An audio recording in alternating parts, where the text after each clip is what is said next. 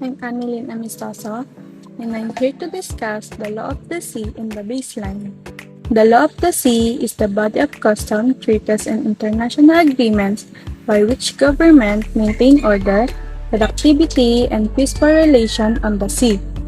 National Oceanic and Atmospheric Administration nautical charts provide the baseline that marks the inner limit of the territorial sea and the outer limit of internal waters. The law of the sea works to protect the ocean from abuse, whether as space for illegal activities, which threaten peace and security such as piracy, human trafficking, or smuggling components of weapons. Ang ibig sabihin ay ito ang batas o kasunduan sa dagat kung saan ang pamahalaan ay nagpapanatili ng kaayusan, pagiging produktibo, at mapayapang relasyon sa dagat.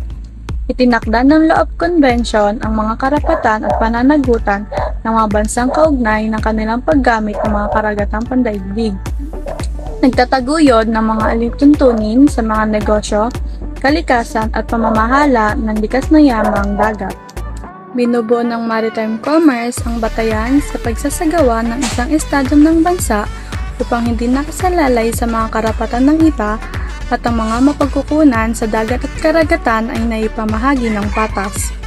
Isinasaad din nito ang mga batas ng kalayaan sa paglalayag, pati na rin sa pambansang seguridad.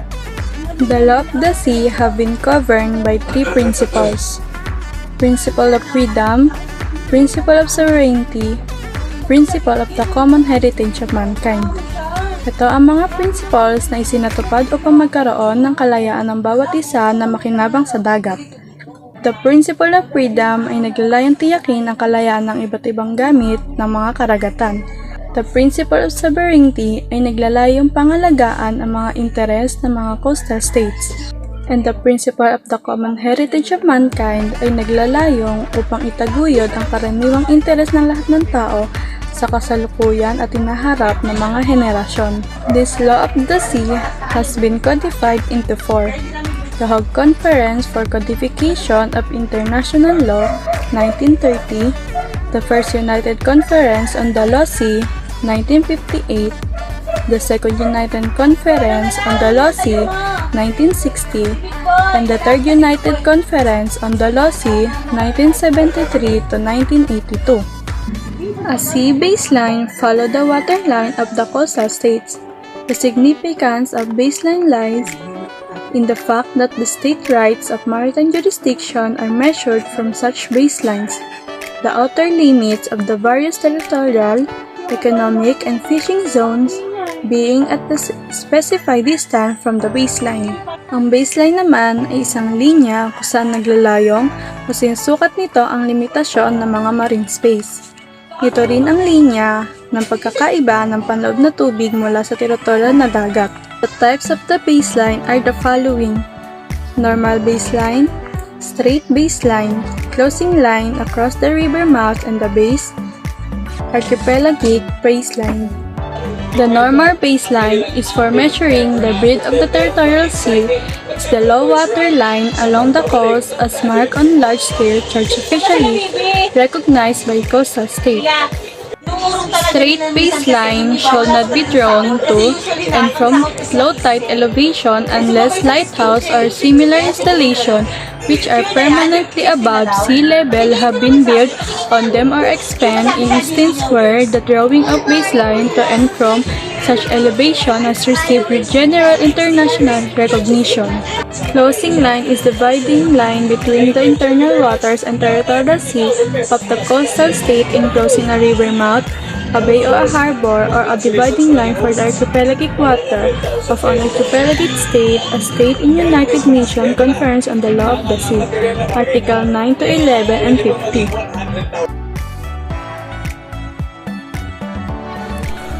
Under PAR, Article 46 of United Nations Convention on the Law of the Sea, an archipelagic state is a state constituted wholly by one or more archipelagos and may include other islands. Therefore, a group of islands, fragments, interconnecting waters, and other natural features of such islands constitute an intrinsic geographical, economic, and political entity, or that have historically been regarded as such. is known as an archipelago.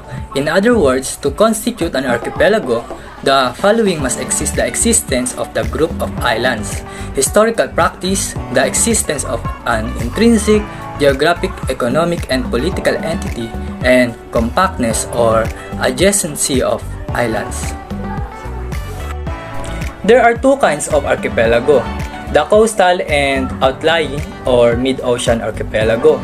The coastal archipelago is described the group of islands that situated so close to the mainland that they may be regarded as considered as a part, and forming more or less an outer coastline from which is natural to measure the marginal seas, while in outlying or mid-ocean archipelago can also consist of a group of islands that are far enough away from the firmland shores as to be considered as independently entity rather than forming part of mainland's outer coastline.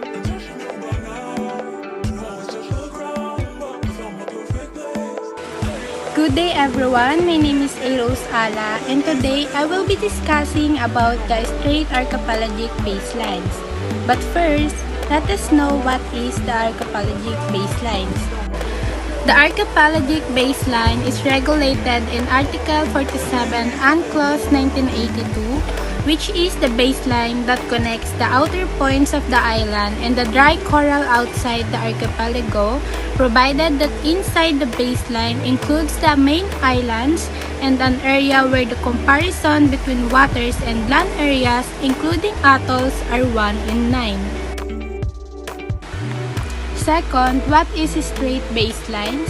Strait baselines can be defined as a system of straight lines joining specified or discrete points on the local water line, usually known as the straight line baseline turning points, which may be used only in the localities where the coastline is deeply indented and cut into, or if there is a fringe of islands along the coast in its immediate vicinity.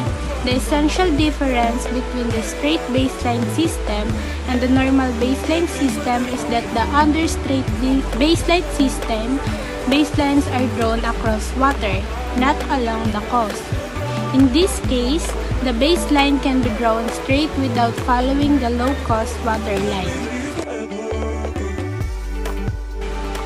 Under Part 1, Article 47 of UNCLOS, an archipelagic state may draw straight archipelagic baselines joining the outermost points of the outermost islands and drying reefs of the archipelago.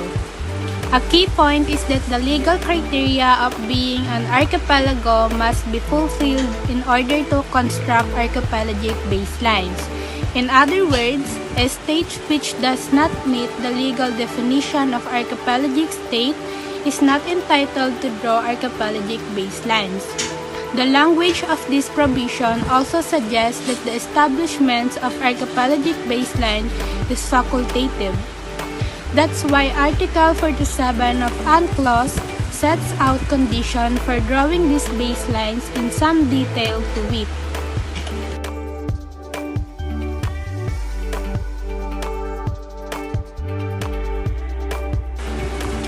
First, the archipelagic waters must include main islands, and the ratio of the area of the water to the area of the land, including atolls, is between 1:1 and 9:1, pursuant to Article 47. The lower ratio was designed to include those archipelagos which are dominated by one or two large islands or islands that are only connected by comparatively small sea areas. The upper ratio was intended to include those archipelagos which are widely dispersed.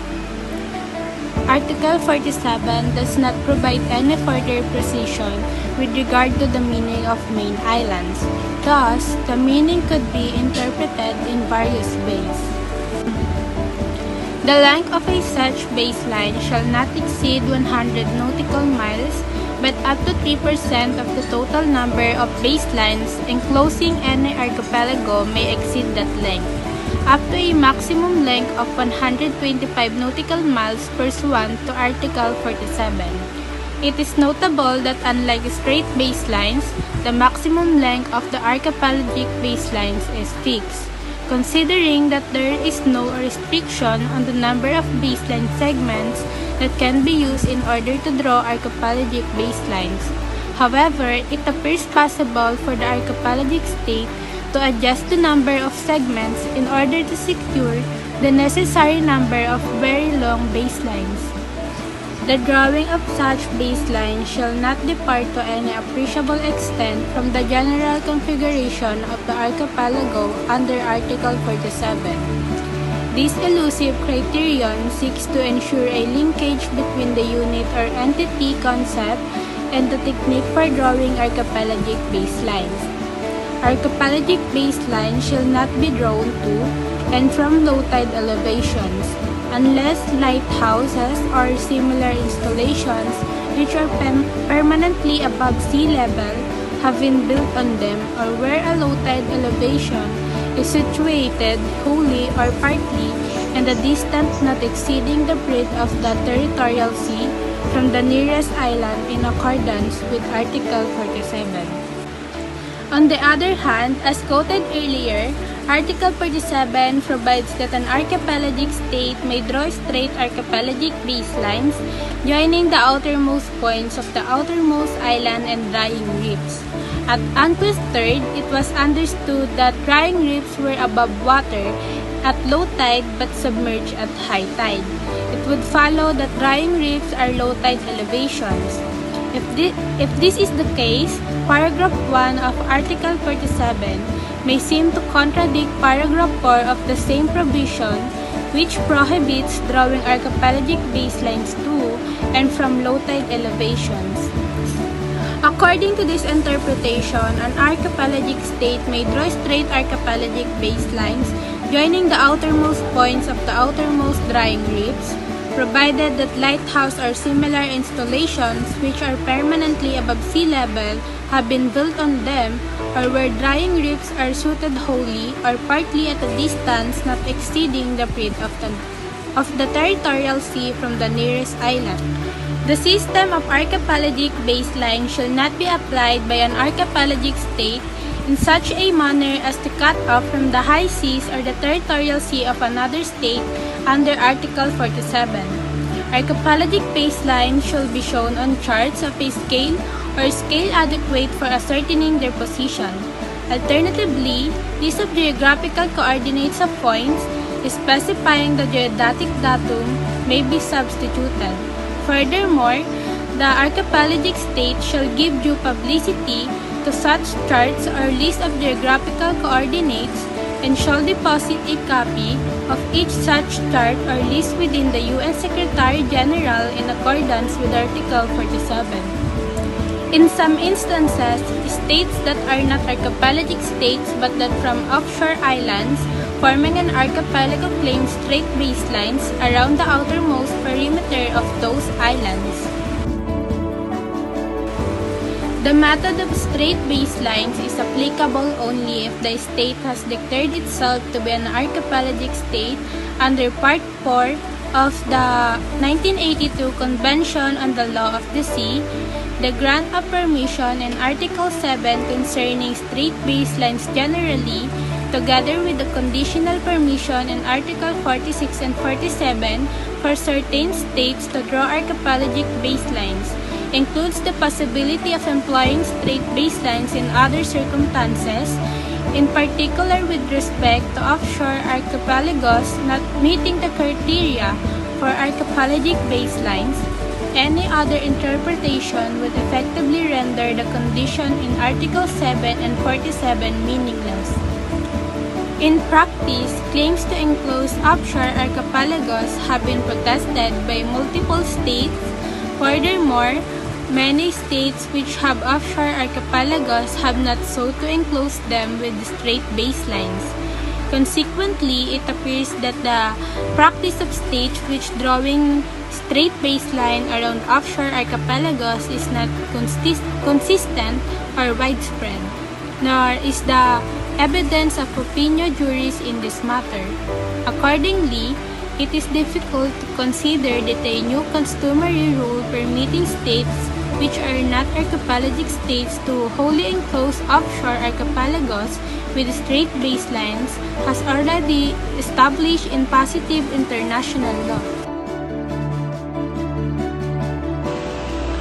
In the same vein, under Republic Act No. 9552, the baseline laws are enacted by United Nations Convention of the Law of the Sea third state parties to mark out specific base points along their coast from which baseline are drawn, either straight or contoured, to serve as geographic stating points to measure the breadth of the maritime zones and continental shelf.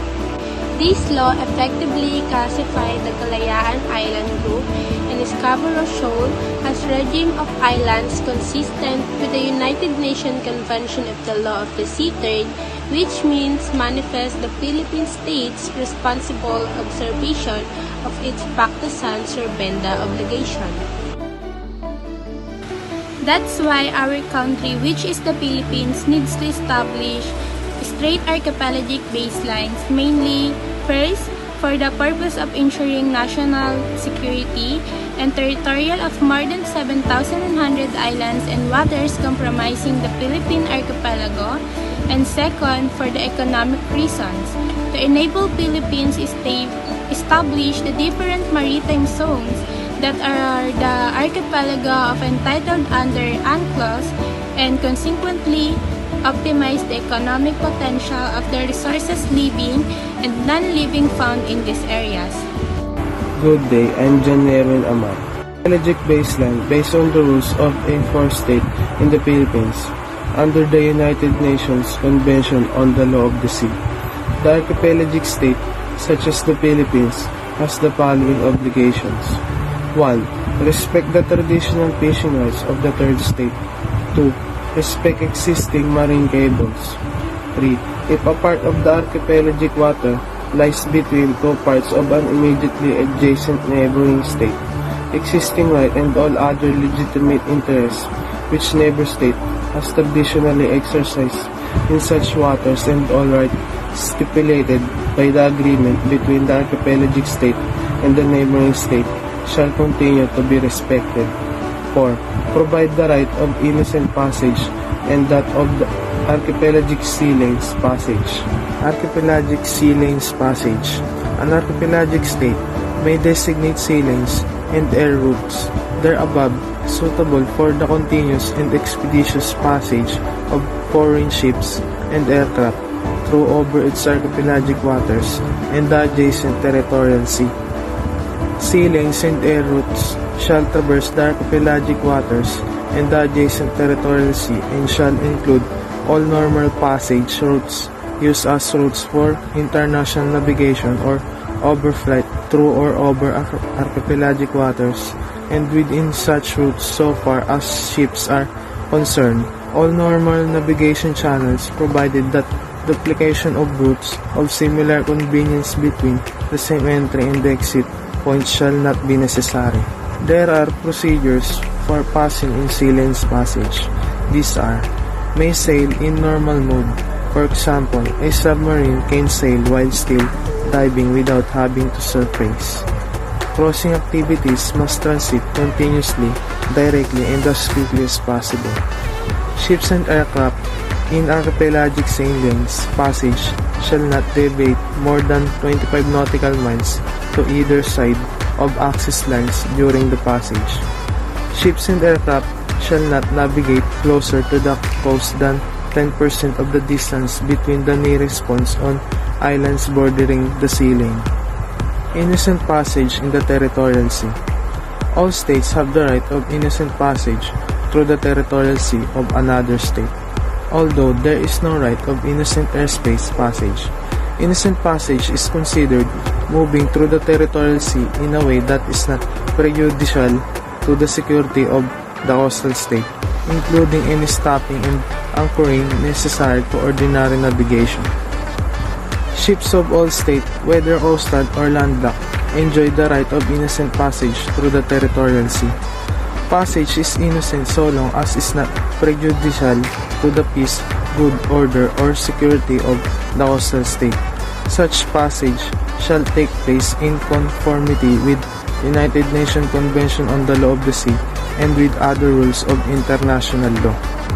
United Nations Convention on the Law of the Sea provides a list of activities that are considered not to constitute innocent passage through the territorial sea.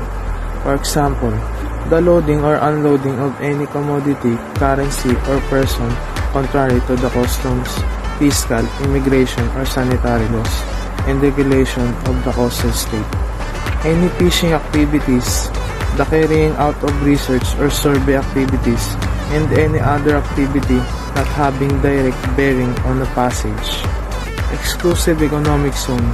The United Nations Convention on the Law of the Sea defined the exclusive economic zone as a zone in the sea over which sovereign nation has certain special rights with respect to the exploration and usage of marine resources, which includes the generation of energy from wind and water and also soil and natural gas extraction. The exclusive economic zone is an area that is adjacent and beyond the territorial sea. It can extend to a maximum of 200 nautical miles from the baseline.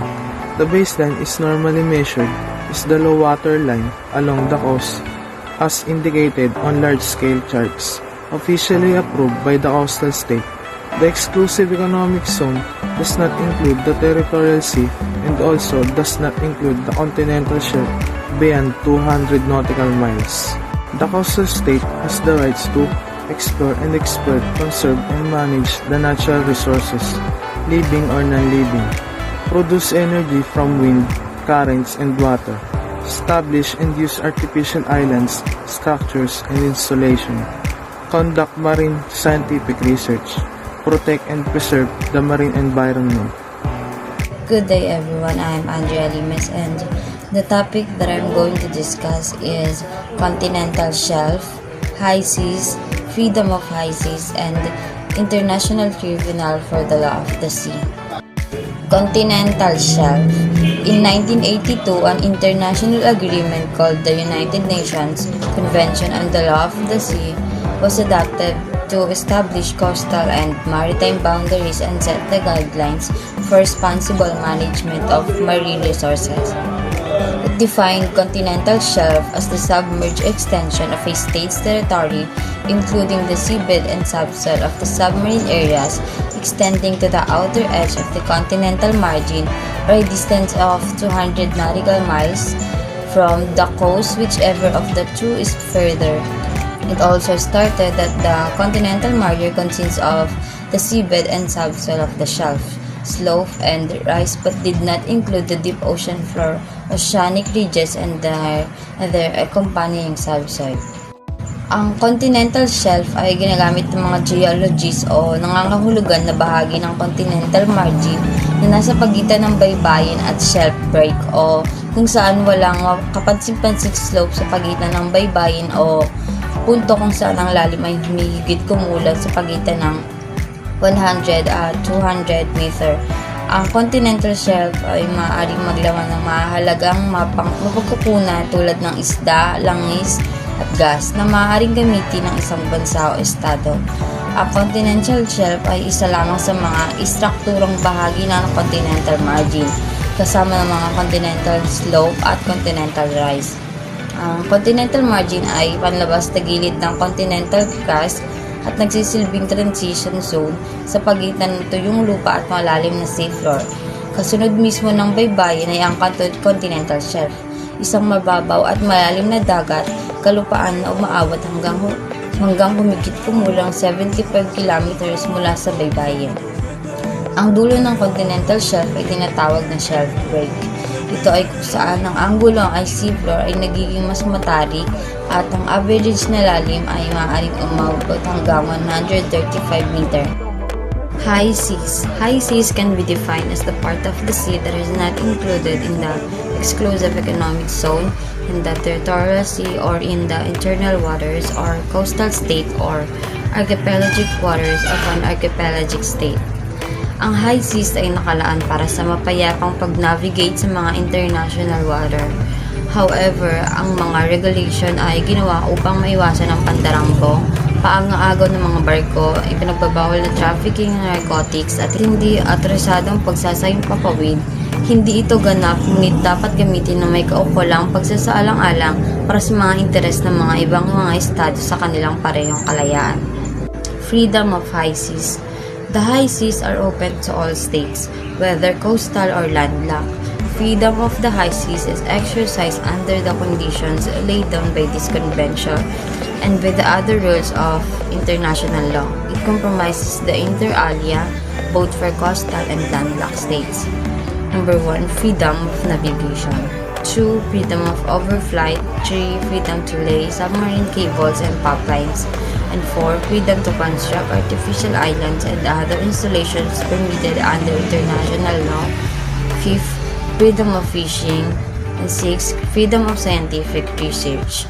Ang mga freedoms na ito ay dapat gamitin ng lahat ng estado ng may kaukulang pagsasaalang-alang sa mga interes ng ibang mga estado sa kanilang paggamit ng kalayaan ng high seas. At gayon din ng may kaukulang pagsasaalang-alang sa mga karapatan sa ilalim ng konvensyon na ito na may kinalaman sa mga aktibidad sa lugar. An International Tribunal for the Law of the Sea. The International Tribunal for the Law of the Sea is an intergovernmental organization created by the mandate of the Third United Nations Conference on the Law of the Sea. It was established by the United Nations Convention on the Law of the Sea. According to its founding statutes, the tribunal has a set of 21 judges who serve from a variety of states parties, according to a method that intends to assure an equitable geographical representation. Tinatag ito noong 1982 ng United Nations Convention on the Law of the Sea bilang isang katawan upang ayusin ang mga hindi pagkakaunawaan ng mga partido ng mga estado sa convention tungkol sa interpretation o application ng mga provision ng convention.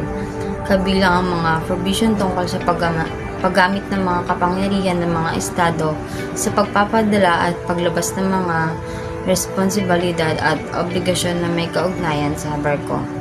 Ang International Tribunal for the Law of the Sea ay may kakayahan na harapin ang mga hindi pagkakaunawaan kung saan ang estado ay di umano'y maling manghiwasok o kung hindi naman ay pinipigilan ng operasyon ng isang sasakyan dagat kapag ito ay nasa daungan o ng estado o sa loob ng territorial sea or exclusive economic zone ng state.